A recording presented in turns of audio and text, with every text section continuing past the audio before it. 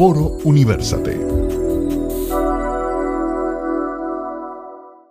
La adicción a los videojuegos es un asunto que demanda atención, especialmente entre niños y adolescentes.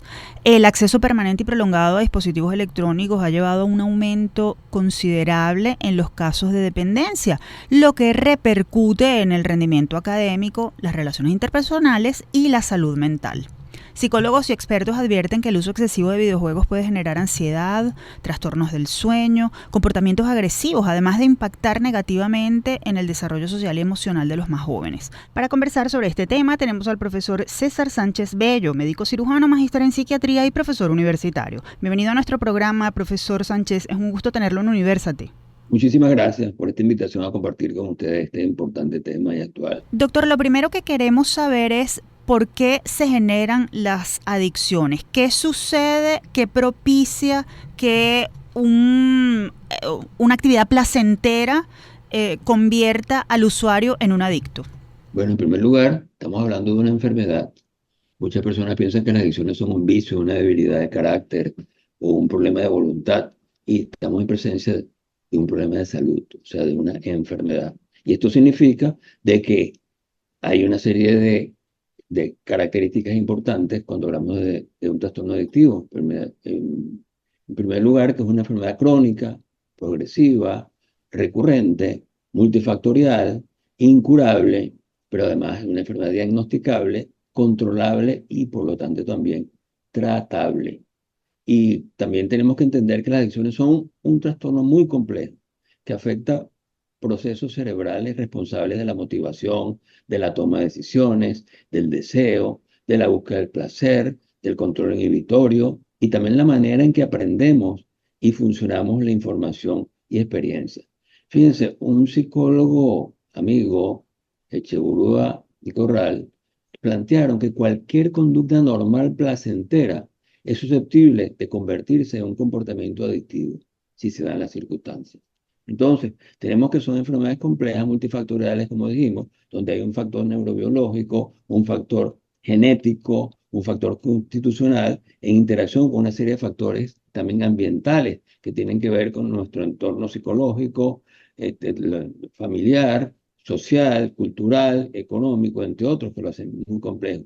Sobre eso va a llevar una vulnerabilidad sobre el cual va a actuar entonces un factor ya desencadenante, que puede ser cualquiera. Ahora vamos directo al tema que nos ocupa. ¿Cómo identificar el momento en el que la diversión que provoca un videojuego está a punto de convertirse en una adicción? ¿Y qué hacer? Es importante nosotros conocer esas señales de alarma. Fíjense, en primer lugar, cuando hay un uso compulsivo de los videojuegos. Esto significa cuando hay una pérdida del control a participar en una conducta de juego o incluso a interrumpirla. Cuando hay cambios en el humor, en el ánimo bruscos e inexplicables, como irritabilidad, entre otros. Cuando hay una baja en el rendimiento escolar, académico, o abandono de otras actividades de ocio, falta de interés en las actividades sociales, alteraciones del sueño y también estados ansiosos, o cuando hay un exceso de ansiedad por estar conectado jugando. ¿Cómo se trata una adicción como esta? ¿Cuáles son los pasos a seguir? Bueno, en primer lugar, conociendo las señales de alarma, una vez que la tenemos, eso implica que ya ahí vamos a tener conciencia de que existe un problema. Ahora, ¿cómo lo manejamos? Hablábamos que esto es una enfermedad multifactorial. Entonces, esto implica que estas enfermedades van a requerir un abordaje integral, multidisciplinario y multimodal. Esto implica atención individualizada, psicoterapia, la medicación para el manejo tanto de la abstinencia, el craving y las otras enfermedades que pueden estar asociadas a ella, lo que llamamos nosotros patología dual o las comorbilidades, trastornos de ansiedad, trastornos depresivos, otras adicciones, entre otros. Los objetivos en un programa de tratamiento es, en primer lugar, el control del uso de la actividad, el desarrollo de la conciencia enfermedad, que lleva y motiva para el cambio, los programas de prevención de recaídas. Habíamos hablado que esta es una enfermedad recurrente, por lo tanto las recaídas son parte de la historia natural de la enfermedad. Entonces se hace necesario un seguimiento y prevención de recaídas, el manejo y tratamiento adecuado de las comorbilidades, como habíamos hablado, y también el abordaje de los conflictos individuales y familiares que pueda haber. ¿Qué sucede con quienes están alrededor del adicto? ¿Cómo les afecta su comportamiento y cuáles pueden ser las consecuencias? Bueno, fíjese, una casualmente de las características, vamos a decirlo así, de un trastorno adictivo es que lo podemos diferenciar de un hábito normal o de un uso normal. Es en primer lugar que para que hablemos nosotros de adicción tiene que haber una pérdida del control, una fuerte dependencia psicológica, una pérdida de interés por otras actividades gratificantes, pero lo más importante es que hay una interferencia grave en la vida cotidiana de la persona que padece esta enfermedad. Estamos conversando con el profesor César Sánchez Bello, médico cirujano, magíster en psiquiatría y profesor universitario. Doctor, en estos tiempos es común ver a padres que permiten que sus hijos estén activos con videojuegos, incluso promueven este tipo de actividades. ¿Qué reglas deberían establecerse para que el niño o el adolescente se distraiga, pero no corra el riesgo de caer en una adicción? Claro, esto es muy importante porque cuando los padres se dan cuenta que esto es el perfecto tate quieto, le regalan enseguida una consola de juego y con esto el niño está tranquilo. Entonces, ya para eso incluso ya hay unas recomendaciones acerca de cuánto, dónde, cuándo, cómo, qué tipo de juegos, entre otras cosas. Una de ellas es cuánto de juego. En primer lugar, horario limitado. Y esto de acuerdo a la Asociación Pediátrica tanto de Canadá como de los Estados Unidos, han llegado a establecer incluso ya unas pautas. Entre 0 y 2 años, cero pantallas. Cero pantallas. Fíjense.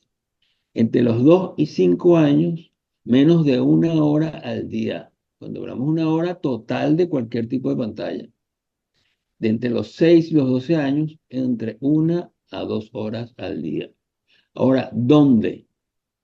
Áreas que sean comunes, donde nosotros podemos pasar y ver qué está haciendo nuestro hijo o nuestro familiar y qué tipo de juegos está teniendo. O sea, no en los cuartos. Igualmente, ¿cuándo? ¿Qué momentos deben ser permitidos y cuáles deben ser restringidos? No después de la cena ni antes de irse a dormir, porque puede producir trastornos del sueño. Tampoco durante las comidas, ni en las escuelas, ni en los colegios. Ya, por cierto, ya hay toda una serie de medidas y normas que se han establecido en distintas partes del mundo en relación a este punto. Igualmente, respetar el sueño, las comidas, así como también el tiempo destinado al estudio. Algo también que es importante, que esto debe ser muy relacionado con los deberes y derechos. O sea, tú puedes utilizar el videojuego siempre y cuando tú cumplas también con tus deberes. Entonces, esto es fundamental. Otra cosa que es importante es el uso responsable de los videojuegos. ¿Esto qué significa? Primero, elegir videojuegos acorde con la edad. Y para eso existen ya incluso clasificaciones al respecto. Cuando usted va a comprar un videojuego, hay toda una serie, así como las películas. Igualmente, hay también clasificación por edad. Es importante respetarlo. Igualmente, ver que esto es implica la diversión y el aprendizaje. Pero igualmente, como dijimos antes, establecer los límites en cuanto al tiempo del juego, complementar con otras actividades físicas y recreativas, recordar que los videojuegos son ficción y por lo tanto evitar riesgos. Igualmente, cumplir con las responsabilidades y colaborar en la casa antes de ponerse a jugar. Lo otro es la seguridad también en la red. O sea, conocer qué juegos utilizan, con quién se relacionan, así como también proteger su intimidad. Utilizar programas de control parental, como dijimos antes, también videojuegos adecuados para la edad y también controlar y vigilar las tarjetas de crédito o débito de la familia. ¿Ok? Entonces, muy importante. ¿Qué población es la más vulnerable ante los videojuegos? Niños, adolescentes, adultos. Fíjense, uno de esos tiene que ver entonces con los, pues con jóvenes, niños, jóvenes, adolescentes, adultos jóvenes. Predominan en varones sobre las hembras. Esto es otro aspecto importante. Sin embargo, fíjense que se está dando un hecho muy curioso, porque las mujeres menores de 32 años, se empieza a ver una, un aumento que incluso llegó a igualar y a superar incluso las estadísticas en hombres, principalmente los videojuegos en teléfonos celulares. Entonces, esto es otro aspecto que es importante. Finalmente, doctor, ¿cómo incide el uso excesivo de videojuegos en el rendimiento académico del niño o del adolescente? El aumento de horas en los videojuegos, esto también se lleva incluso al uso de la computadora en términos generales, igualmente de Internet o de las redes sociales. Esto es lo que, como estaba diciendo hace un momento, lo que llamamos ciberadicciones, que son todas las adicciones que están relacionadas, pues obviamente con lo que es videojuegos, teléfonos celulares, telemensajes a través del celular, Internet, las redes sociales, entre otras cosas. Fíjese la cantidad de personas que están ahorita enganchados a redes sociales como TikTok o como Instagram. Entonces, no pueden resistirse, pues, el impulso a contestar incluso ante mm, pues, la señal de que me estén dando un nuevo mensaje. Entonces, esto lógicamente va produciendo también una disminución en los mecanismos de control. Hay toda una serie de, cuando hablábamos hace un momento de las causas y hablábamos de factores neurobiológicos, es que eh, hay 4 circuitos que están involucrados en los trastornos adictivos. Uno de ellos tiene que ver casualmente con nuestra zona prefrontal, que está relacionado con la atención, la concentración, la resolución de conflictos, pero también en nuestros mecanismos de control. Son como, por decirlo así, nuestra luz amarilla y roja de nuestro semáforo, que nos dicen, epa, para, ya, suficiente. Entonces, estas personas empiezan a tener problemas para controlar sus impulsos y entonces se va a convertir entonces en un problema para ellos. Profesor Sánchez, le agradecemos por haber estado en nuestro programa. Muchísimas gracias. Muchísimas gracias. Escuchaban al profesor César Sánchez Bello, médico cirujano, magíster en psiquiatría y profesor universitario.